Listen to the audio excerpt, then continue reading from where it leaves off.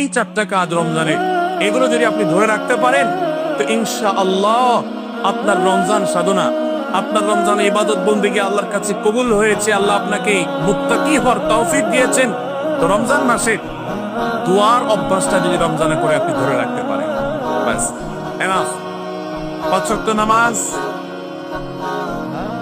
সকল প্রকার হারাম পাপাচার বর্জন, কোরআনে কারীমের তেলাওয়াত অল্প অল্প করে হলেও প্রতিদিন একটা সময় ফিক্স করে দিয়ে এই সময় কোরআন তেলাওয়াত ছাড়া কিছু করবো না।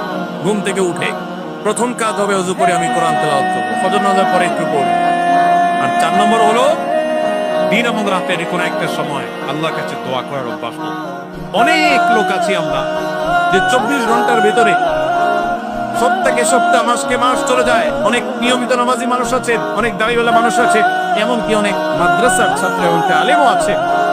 মাসকে মাস চলে যায় আল্লাহর কাছে হাত তুলে একটু চোখের পানি ফেলে শেষ কবে দোয়া করেছি বলতে পারবো না। এর চাইতে বড় হতভাগা আর কেউ হতে পারে না। এই জন্য রমজান মাসে দোয়ার আমলটা, রমজানে হয়তো আপনি দিনে 4 বার 5 বার করেছেন, রমজান পরে একবার করে, রমজানে হয়তো 10 মিনিট 15 মিনিট 20 মিনিট ধরে দোয়া করেছেন, রমজানের পরে অন্তত 2 মিনিট ধরে দোয়া করেন। এই 4টা কাজ, 5 ওয়াক্ত নামাজ, সকল পাপাচার বর্জন, কোরআনে কারীমের তিলাওয়াত, আর দিন এবং রাতের কোন একটা সময় আল্লাহর কাছে দোয়ায় মাশগুল।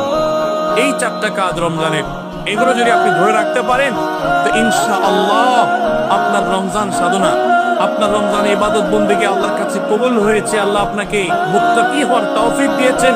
মুত্তাকিদেরটাই আল্লাহ কবুল করেন। অতএব আপনার রমজান ইবাদত এবং সাধনা কবুল হয়েছে, সার্থক হয়েছে, সেই সুধারণা আপনি পোষণ করতে পারেন। সবার চেষ্টা করবো তো ইনশাআল্লাহ।